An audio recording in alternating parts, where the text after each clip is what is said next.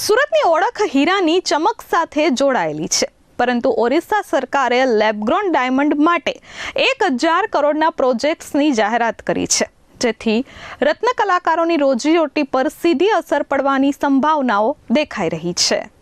ભારતના હીરા નિર્માણનું મુખ્ય કેન્દ્ર ગણાતા ગુજરાત અને તેમાંય ખાસ કરીને સુરત શહેર માટે ચિંતાજનક સમાચાર સામે આવ્યા છે।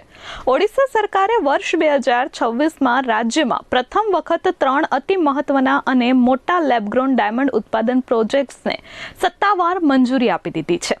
ઓડિશા સરકારે પોતાના રાજ્યને નવું હીરા ઉત્પાદન હબ બનાવવાના હેતુથી 1000 કરોડથી વધુનું મૂડીરોકાણ આકર્ષવાની નીતિ બનાવી છે। આ નીતિ હેઠળ ઉદ્યોગકારો માટે જમીન સંપાદનની સરળ પ્રક્રિયા, MSME લોન સહાય અને ખાસ કરી વીજળી પર સબસિડી આપવાની જાહેરાત કરવામાં આવી છે।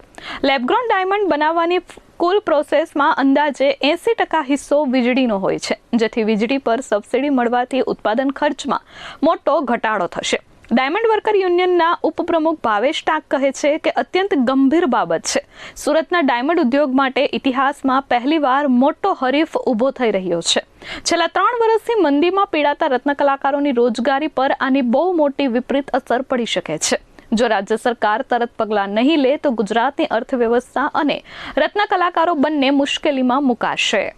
નમસ્કાર, મારું નામ છે Bhavesh Tank, diamond worker union vice president. Lab grown diamond industry માટે અને ગુજરાત માટે આજે જે સમાચાર આવી રહ્યા છે ખૂબ ગંભીર અને સરકારે વિચારવા લાયક છે, કારણ કે ઓડિશા ગવર્મેન્ટે ક્યારેય નહીં અને હમણાં જ 3 નવા પ્રોજેક્ટની જાહેરાત કરી છે। એની અંદર જમીન સંપાદન, જમીનની બાબત હોય કે વીજળીની બાબત હોય કે રોકાણકારોને પોતાના લોનોની MSME ની બાબત હોય, આ તમામ બાબતોની અંદર સરકાર ઉદ્યોગકારોને મદદ કરશે, કારણ કે લેબગ્રોન ડાયમંડ ઇન્ડસ્ટ્રીઝને ઓડિશાની અંદર આકર્ષવા માટે। જો આવું બનશે તો ગુજરાતમાં 50 વર્ષથી નથી બન્યું એવું બનવા જઈ રહ્યું છે કે ગુજરાતનો હરીફ ઊભો થશે। ગુજરાતના રત્ન કલાકારોને જે રોજગારી મળે છે એની ઉપર થોડીક અસર થવાની પૂરી શક્યતાઓ છે।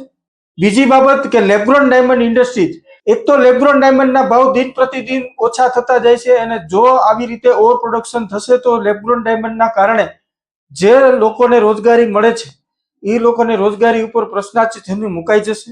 ગુજરાતની અર્થવ્યવસ્થા ઉપર પણ અસર થવાની શક્યતા છે। તો આ બાબતે ગુજરાત સરકારે પણ ખૂબ ગંભીરતાથી લેવી જોઈએ કે જે અહીંના લેબગ્રોન ડાયમંડ ઇન્ડસ્ટ્રી છે એને પણ ઉગારવા માટે એને મદદ કરવી જોઈએ। રત્ન કલાકારો જે 3 વર્ષથી આ મંદીના સપડાયેલા છે એને પણ મદદ કરવી જોઈએ।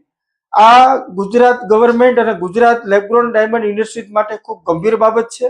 સુરતનો 50 વર્ષના ઇતિહાસમાં પહેલીવાર એક હરીફ ઊભો થઈ રહ્યો છે, તો આ બાબતે સરકારે ખૂબ ગંભીરતાથી લેવી જોઈએ અને ગુજરાતના જે કાંઈ ઇન્ડસ્ટ્રીના લોકો છે, રત્ન કલાકારોને સાચવવા જોઈએ, કારણ કે લેબગ્રોન ડાયમંડ દિન પ્રતિદિન નીચે ગગડતો જાય છે, તો એક હરીફ ઊભો થાય તો કેટલી ગંભીર પરિસ્થિતિ નિર્માણ થશે એ સૌએ જોવું જોઈએ। નમસ્કાર।